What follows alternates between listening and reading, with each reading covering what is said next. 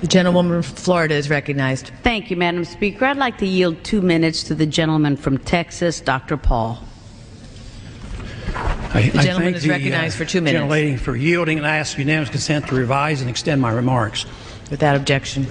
Madam Speaker, I rise in opposition to this resolution, not because I am taking sides and picking who the bad guys are and who the good guys are, but I'm looking at this more from the angle of being a United States citizen, an American, and I think resolutions like this really do us great harm.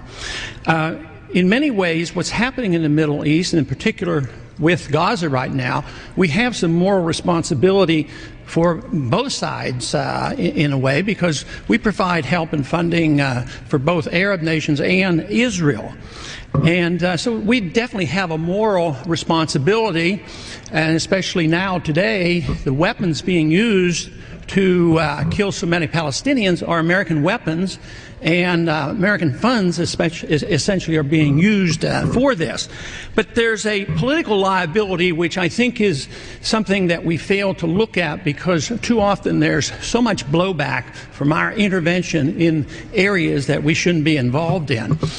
You know, Hamas, if you look at the history, you'll find out that Hamas was encouraged and really started by Israel, because they wanted Hamas to counteract Yasser Arafat. And you say, well, yeah, that was better then and served its purpose, but we didn't want Hamas to do this. So then we as Americans say, well, we have such a good system, we're going to impose this on the world. We're going to invade Iraq and teach people how to be Democrats. We want free elections. So we encourage the Palestinians to have a free election. They do, and they elect Hamas.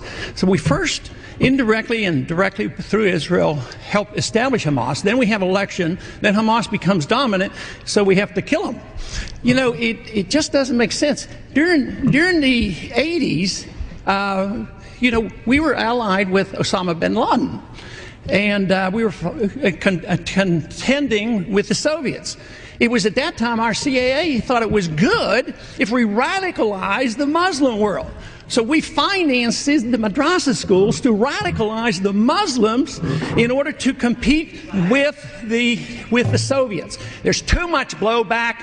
There's a lot of reasons why we should oppose this resolution. It is not in the interest of the United States. It's not in the interest of Israel either.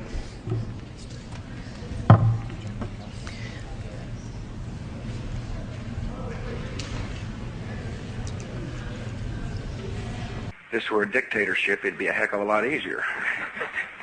Just so long as I'm the dictator.